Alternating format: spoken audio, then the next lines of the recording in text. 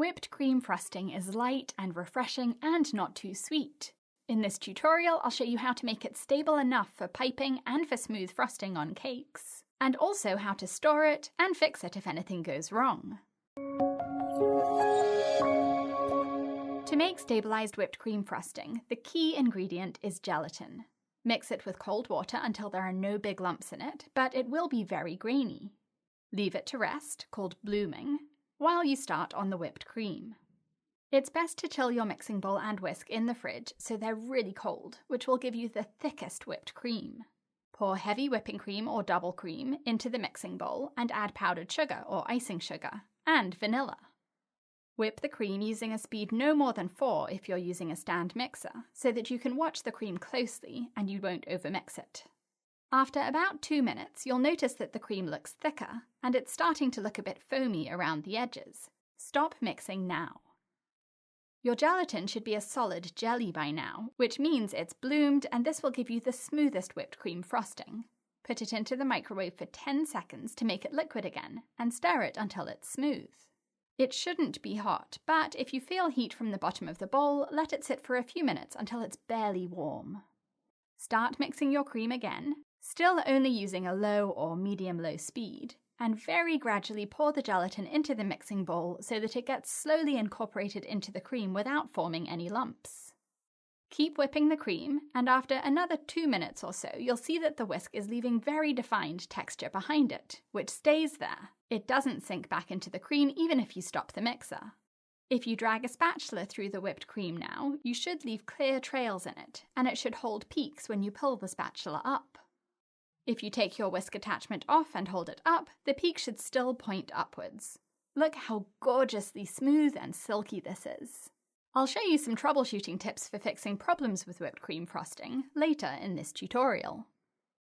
You can use this whipped cream as filling and frosting for cakes and cupcakes, and you can also pipe with it. To use it as a filling, either spread it onto cake layers or pipe it on. I'm piping a ring of whipped cream around each cake layer to hold in strawberry jam. Once you've assembled your cake, cover it in a crumb coat, which is a very thin layer of frosting to trap any crumbs so that they don't get into your final layer of frosting. Don't worry about making this frosting very neat because you're going to cover it up in a moment. This final layer is going to be thicker, and you'll need to scrape around several times with a cake comb to get smooth straight sides, touching up any indents by spreading more whipped cream frosting over those areas and then scraping again. Make sure you spread the frosting up above the top edge of the cake so that it sticks up, and that way when you swipe sideways over the top edge, you'll create sharp angles from the sides to the top of the cake.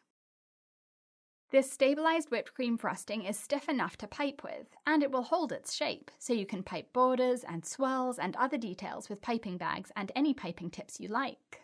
The border around the bottom of this cake is a number 32 open star tip, and I'm using the same tip to pipe swirls onto the top of the cake, between these strawberries. You can see all the definition of the texture in the piping because of the gelatin in the whipped cream, which makes it possible to achieve piping like this. To store a cake frosted with whipped cream, put it in the fridge in an airtight container like a Tupperware, because cream absorbs the taste of everything else in the fridge, so you want to make sure it's sealed.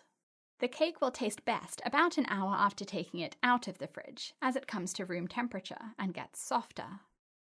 After slicing the cake, if you don't finish it, press cling film or saran wrap against the sliced cake, pressing it gently into the frosting around the edges to secure it. Then put it back into the fridge. Store any leftover whipped cream in an airtight container in the fridge for 3 days.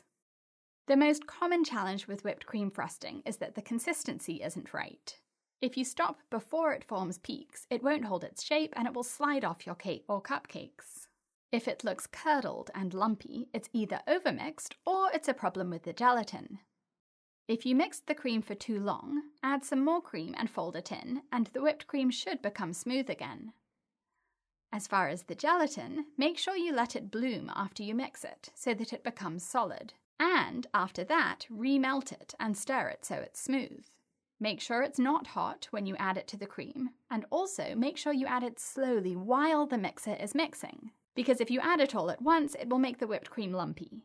If that happens, I think the best solution is to frost your cake and then add some rustic texture with your offset spatula like this. to disguise the slightly uneven consistency of your whipped cream.